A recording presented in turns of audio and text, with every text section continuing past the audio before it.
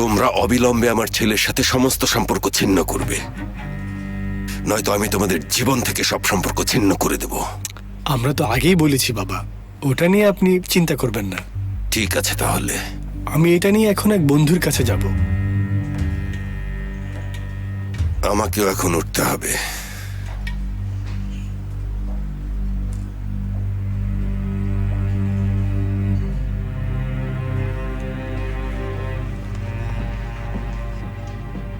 এই যে ভাই, এটা একটু রাখবেন প্লিজ, ওয়াশরুম থেকে আসছি।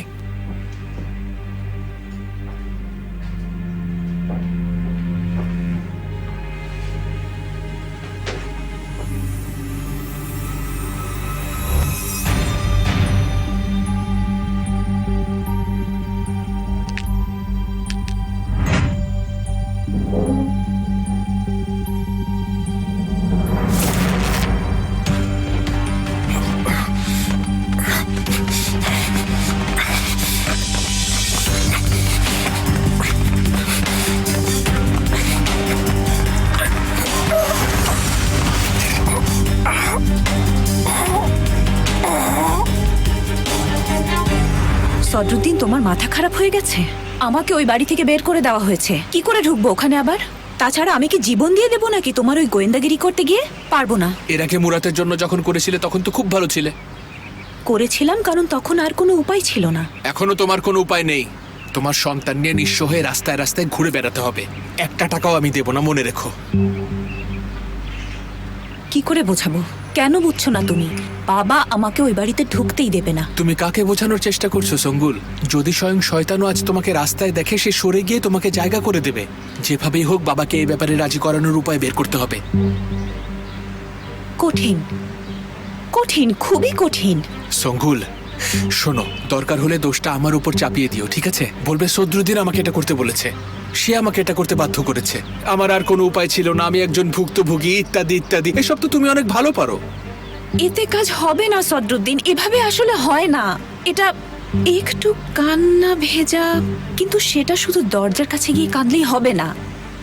এর মধ্যে করুণ কিছু একটা থাকতে হবে, খুব নাটকীয় কিছু একটা, খুব মর্মান্তিক আর ভয়াবহ কিছু একটা হতে হবে। এরকম কিছু একটা হলেই হয়তো কাজ হতে পারে।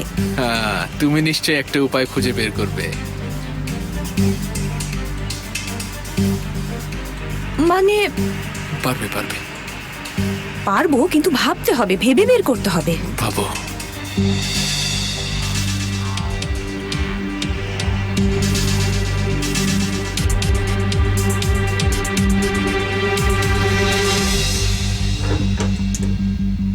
অনেক কষ্টে আমি সদরুদ্দিনকে ওই জায়গাটায় বসিয়েছি। তুমি আমার রাস্তায় বাধা সৃষ্টি করবে? কখনোই না, এটা অসম্ভব, একদমই অসম্ভব। এখন যেহেতু বাহারিকেও সরিয়ে দিয়েছি, মজা হবে। মোস্তফা এসে এখন বাহারির জায়গা নেবে, আয়েশাও আমার সাথে থাকবে। আমার মনে হয় এটা একটা ভালো রোডম্যাপ। শোনো নিষেধ, তোমার প্রেমে পড়েছি।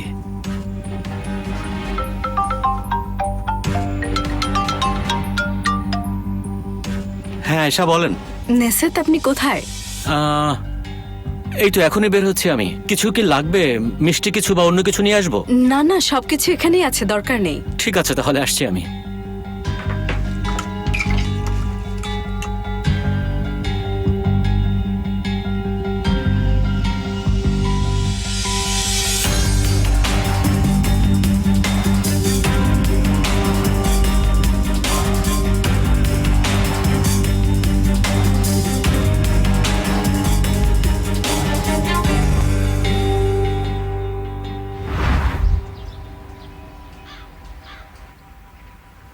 কেমন ধরনের মানুষ তুমি?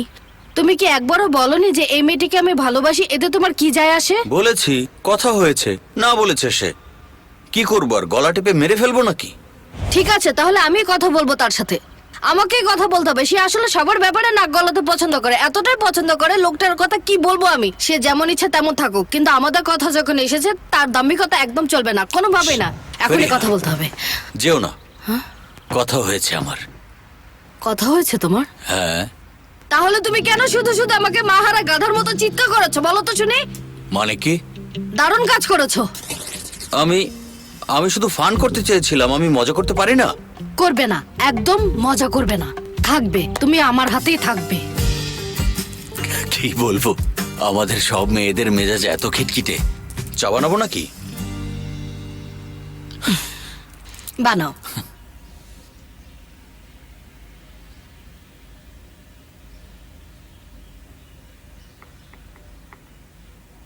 সমাধান হয়েছে? ওদেরকে ফাইলগুলো দিয়ে দিয়েছি। সদরুদ্দিনের এবার মাথা খারাপ হয়ে যাবে। আশা করছি ওই লোকগুলোর সাথে সে জড়িয়ে পড়বে না। এখানে না আসলেও সমস্যা নেই। কথাটা ঠিক।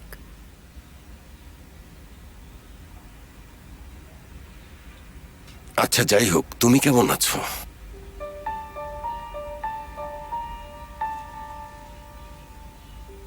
ভালো আছি। শরীর কেমন তোমার? জানি না, অনেকদিন ডাক্তারের কাছে যাইনি। ভুলে যাওয়ার বিষয়টা? আমি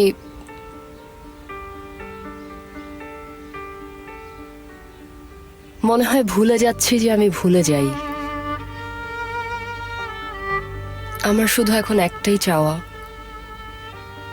সবকিছু যেন আমি ভুলে যাই, বিশেষ করে সেফারকে।